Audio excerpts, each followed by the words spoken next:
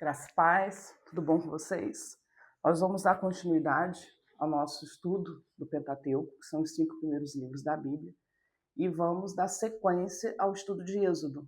No vídeo anterior, eu falei do capítulo 1 e 2, e hoje nós vamos falar do 3 em diante. Lembrando que o capítulo 1, nós vimos ali o nascimento de Moisés, todo o movimento, toda a direção para a preservação da vida dele, e o momento ali onde, já adulto, com cerca de 40 anos, ele mata um egípcio, ele foge e ele vai para Midian. Em Midian, a gente vê o encontro dele ali com as filhas de Jetro no poço. Ele se casa com uma das filhas de Jetro, com Zípora, e ele passa então a pastorear em Midian. Um homem que, no Egito, ele tinha um alto cargo, ele era príncipe, ele era filho da filha de Faraó, e ele se torna, então, um pastor de ovelhas. Mas é neste lugar onde ele estava trabalhando ali para o sogro, onde ele estava numa função, vamos dizer, inferior à que ele estava no palácio, é que ele tem esse encontro com Deus. É onde ele realmente conhece o Deus de Abraão, Isaque e Jacó. E aí no capítulo 3, a gente vai ver isso. A gente vê lá no título, né, no caso da minha Bíblia, a Bíblia que eu uso é essa daqui, tá? Talvez na de vocês esteja diferente. Mas na minha tá assim: Deus fala com Moisés no meio da sarça ardente. Então ele estava ali pastoreando, uma das ovelhas ali sobe o monte, desgarra, né, do rebanho, e ele vai atrás dessa ovelha. E quando ele chega lá no alto do monte, Deus fala com ele. A primeira coisa que ele observa é uma sarça, porque a sarça ela queimava, tinha fogo na sarça, mas ela não se consumia. Porque uma sarça queimar era uma coisa comum no deserto. O deserto é muito quente, então ela pegava fogo mesmo. Só que essa não se consumia. E isso chamou muita atenção de Moisés. E quando ele chega perto para observar, Deus fala com ele no verso 4: Moisés, Moisés. E ele disse: eis-me aqui. E essa frase é uma frase poderosa nas nossas vidas, porque Deus nos chama o tempo todo. E o que nós temos respondido para ele? Assim como Samuel, quando Deus o chamou, ele foi orientado por Eli para dizer: eis-me aqui, fala que o teu servo ouve. Moisés, mesmo sem aparentemente uma orientação de uma outra pessoa, ele responde: eis-me aqui. A gente precisa entender que Moisés veio de uma cultura egípcia onde havia muitos deuses, e deuses para situações específicas. E ele precisava ter um encontro com o Deus único, com o Deus verdadeiro, não com o Deus inventado por homens para satisfazer as suas necessidades pessoais. Então é nesse momento que ele tem esse encontro com Deus único, onde ele vai entender quem é esse Deus. Porque para que ele cumprisse o propósito para o qual ele foi chamado, para o qual ele nasceu, que era ser um líder, que era seguir com o povo, que era libertar o povo, ele precisava conhecer a Deus para cumprir os desígnios de Deus para a vida dele. E então eles começam a ter esse contato, Deus se revela a ele, Deus fala para ele tirar os sapatos, porque era uma terra santa. E aí a gente vê algo também muito poderoso, que é a questão do temor. E hoje o temor está meio que perdido, né, no nosso meio. A gente vê coisas simples, por exemplo, como atitudes dentro de um templo, que é um ambiente onde nós deveríamos ter mais temor, onde nós deveríamos ter um momento de maior comunhão. E às vezes nós perdemos muito tempo com conversas que não edificam, às vezes nós perdemos tempo olhando no celular, às vezes nós perdemos tempo com distrações e estamos abrindo mão de ter uma experiência com Deus no templo. Claro que é importante o nosso momento no particular, o nosso momento na nossa casa, mas no templo é um lugar também que nós podemos ter grandes experiências com Deus. É o lugar aonde tira o sapato do teu pé, porque o lugar onde você pisa é terra santa. Queridos, eu não estou falando especificamente do espaço geográfico, mas eu estou falando de todo o ambiente espiritual que se cria dentro da casa de Deus. E aí Deus se revela claramente para ele e diz para ele: eu sou, no verso 6, eu sou o Deus de teu pai, o Deus de Abraão, de Isaque e de Jacó. A gente sabe que Moisés viveu por volta de 4 anos, né, até ser desmamado. Então a gente não tem o tempo exato, com a sua mãe Joquebede. E ele foi ensinado sobre esse Deus. E ele foi ensinado sobre essa cultura dos hebreus. Então, quando Deus se revela a ele dessa forma, Deus se revela de uma forma com que Moisés pudesse entender que Deus estava falando com ele. E eles continuam ali com esse relacionamento. Deus fala que tem visto a luta do povo, porque o texto nos mostra um pouquinho antes que tem um momento onde o povo levanta esse clamor a Deus, porque eles estavam numa situação muito complicada, já havia alguns anos, sendo escravizados, sendo oprimidos, mas há um determinado momento onde o povo lembra desse Deus, e esse povo então faz um clamor. E esse clamor chega a Deus. Então Deus chama Moisés para que Moisés pudesse, então, ser o líder, ser o libertador desse povo. E quando ele fala dessa maneira, Moisés entende quem é esse Deus. E Deus diz claramente para ele, Deus se apresenta, e Deus diz para ele, no verso 8, qual seria a função dele.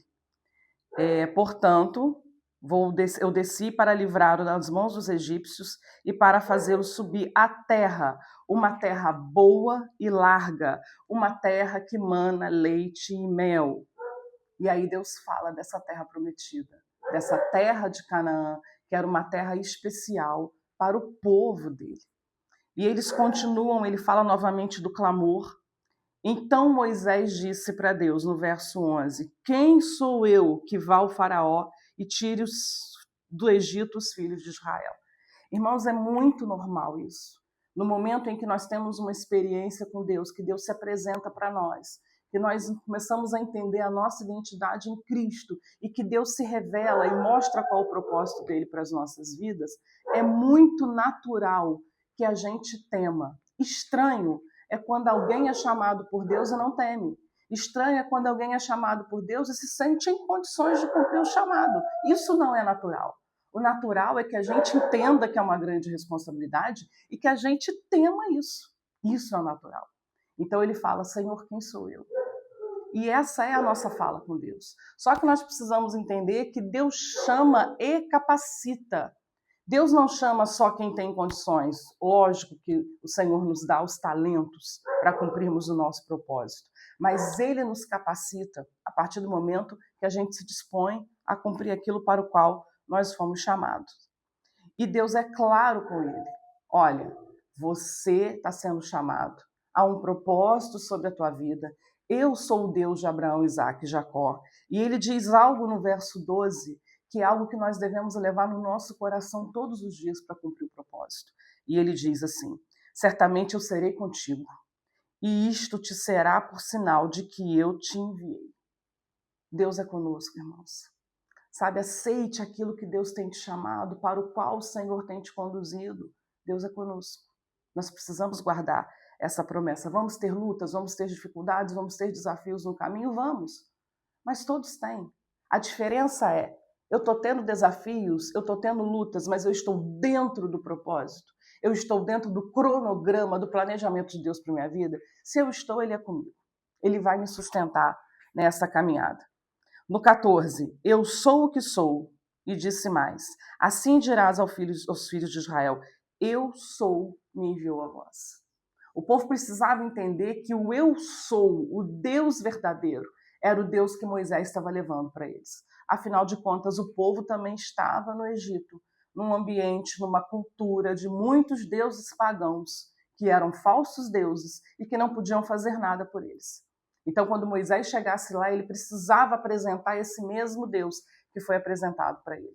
Muitos anos tinham se passado, a cultura falada, a cultura dita, talvez tivesse se perdido um pouco. Então, era necessário esse momento, que Moisés chegasse e dissesse, eu sou. Precisamos entender que o eu sou é aquilo que nós precisamos. Deus é aquilo que nós precisamos para cumprir esse chamado, para permanecer neste caminho. Ele é. E aí Moisés então entende que ele não estaria sozinho, mas ainda assim Moisés teme, porque ele diz que tinha dificuldade para falar, e aí Deus fala com ele as maravilhas que Moisés ia fazer e que estaria enviando Arão para ajudá-lo. É interessante, né?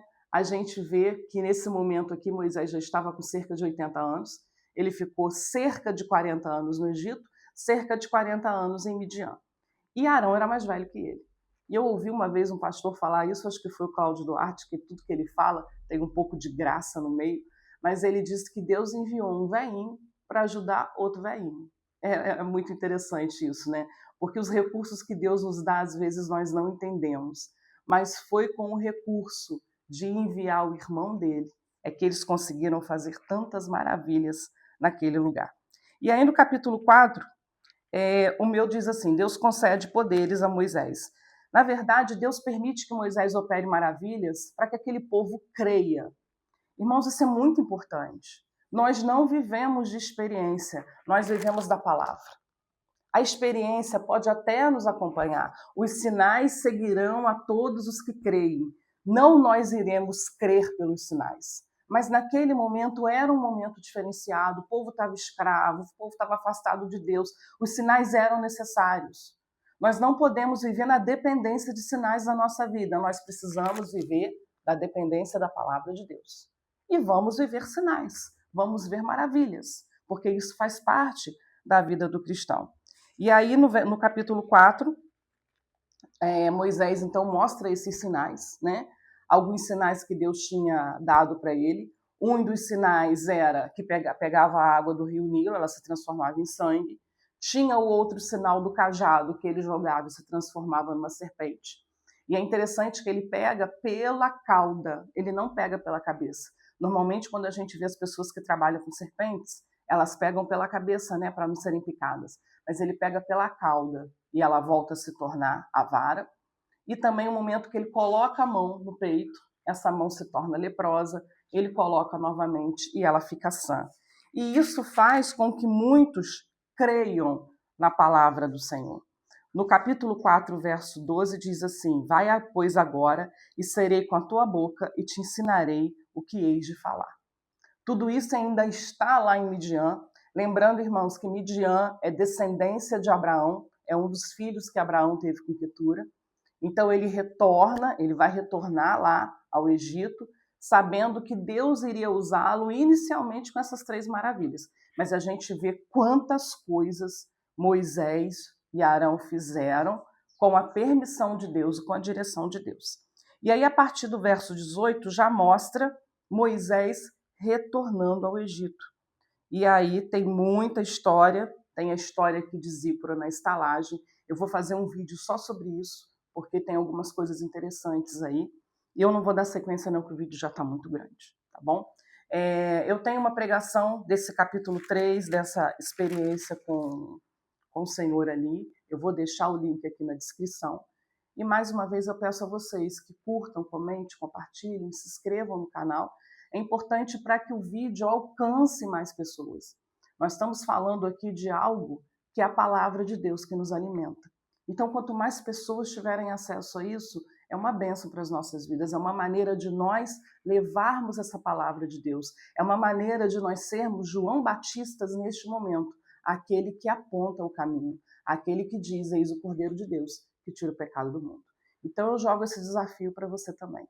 Transmita, compartilhe e coloque aqui, comente aqui no vídeo, se você teve alguma experiência com o Senhor, como foi o chamado do Senhor para a tua vida, o que você precisa para que Deus te capacite. E nós estaremos orando pela tua vida.